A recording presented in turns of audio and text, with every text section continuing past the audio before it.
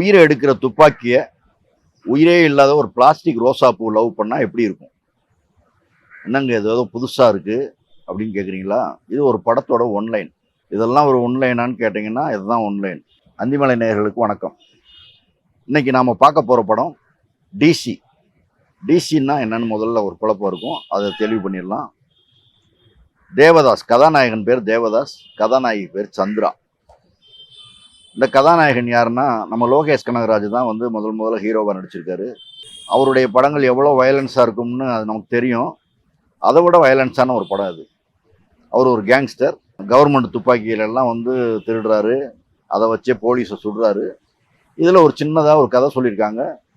ஒரு அப்பாவி இளைஞர் வந்து தன்னுடைய மகனுடைய படிப்புக்காக ஒரு தொகையோடு போகிறப்ப அவர் வந்து போலீஸ்காரர் அந்த பணத்தை பிடிங்கிட்டு சுட்டு கொண்டுறாரு.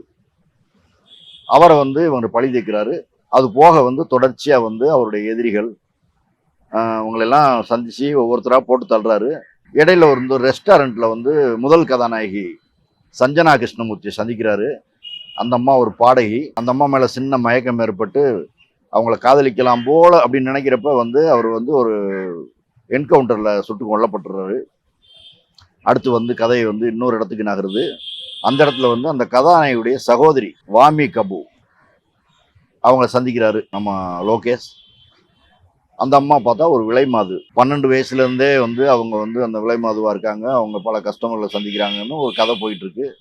அவங்க மேலே இவருக்கு வந்து வழக்கமாக வில்லன், அது ரவுடி கேங்னா ஒரு விலைமாது மேலே காதல் வரணுமே, அப்படி அந்த அம்மா மேலே ஒரு காதல் வருது. அதுதான் அந்த அம்மா வந்து ஒரு பிளாஸ்டிக் ரோசா பூ எப்பயுமே கையில் வச்சுருக்காங்க. இவர் துப்பாக்கியை கையில் வச்சுருக்காங்க. இவங்க 2 பேரும் காதலிச்சு சேர்ந்தாங்களா இல்லையான்னு போகுது. இது ஒரு கதை.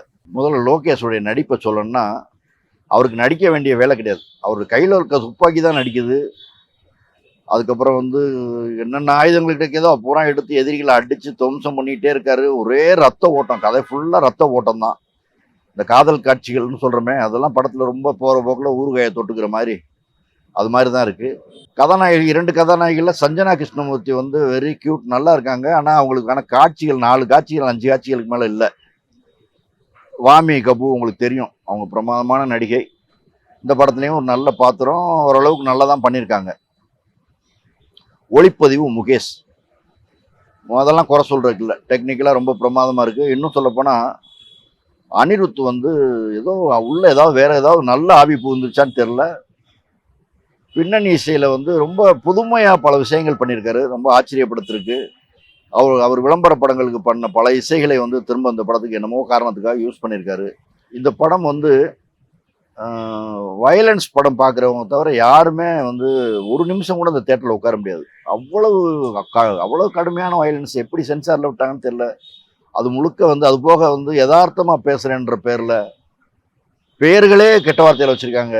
படம் முழுக்க வந்து காது கூசுற அளவுக்கு எல்லா பாத்திரங்களுமே கெட்ட வார்த்தை பேசுகிறாங்க. மொத்தத்தில் அந்த படம் வந்து நிச்சயமாக வந்து அடல்ட் சொல்லி படம், அது ரத்த வெறி பிடிச்சவங்களுக்கான படம் அப்படின்றத உறுதியாக சொல்லலாம். இந்த அருண் மாதேஸ்வரன் ஏற்கனவே வந்து ராக்கி, சாணிக் ஆயுதம், கேப்டன் மில்லர் ஆகிய படங்களை இயக்கியவர். இந்த படங்கள் எல்லாத்துலேயுமே இதே குறைகள் உண்டு. இந்த எல்லா படங்களுமே வந்து ரத்த சகதியில் தயாரான படங்கள் தான்.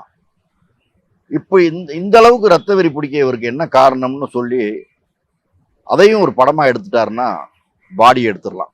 ஆக மொத்தத்தில் டிசி வெரி வெரி கிரேசி.